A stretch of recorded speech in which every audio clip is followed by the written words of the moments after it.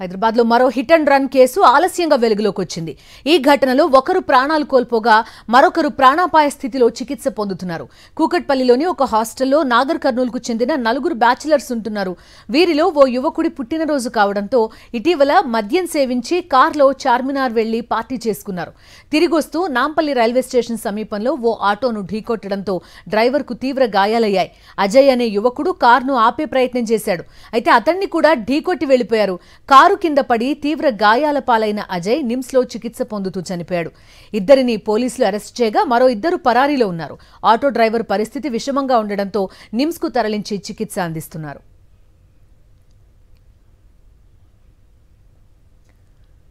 పూర్తి డీటెయిల్స్ అందిస్తారు మా కరెస్పాండెంట్ వాసు. వాసు చెప్పండి, అత్యంత అమానుషంగా ప్రవర్తించారు. మద్యం మత్తు, దానికి తోడు ర్యాష్ డ్రైవింగ్ అని కూడా చెప్తున్నారు. కారణం ఏం జరిగింది? డీటెయిల్స్ ఏమున్నాయి?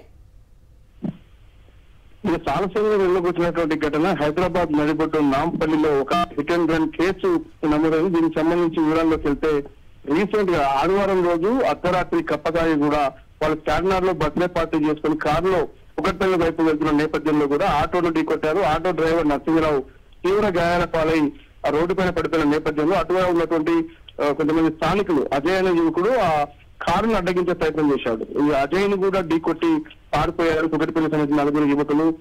అజయ్ కూడా ఆసుపత్రిలో చికిత్స పొందుతూ చనిపోవడం జరిగింది. ప్రస్తుతం ఆటో డ్రైవర్ నరసింహరావు నిమ్స్ ఆసుపత్రిలో చికిత్స పొందుతూ అతని పరిస్థితి కూడా విషమంగా ఉన్నట్టుగా వైద్యులు చెప్తా ఉన్నారు.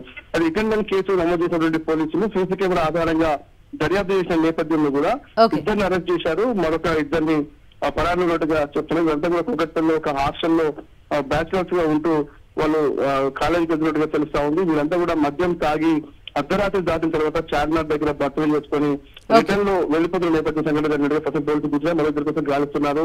ఒకరు చనిపోగా అజయ్ అనే యువకుడు చనిపోగా ఆటో డ్రైవర్ నరసింహరావు మాత్రం నిమ్స్ ఆసుపత్రిలో చికిత్స పొందుతా ఉన్నారు.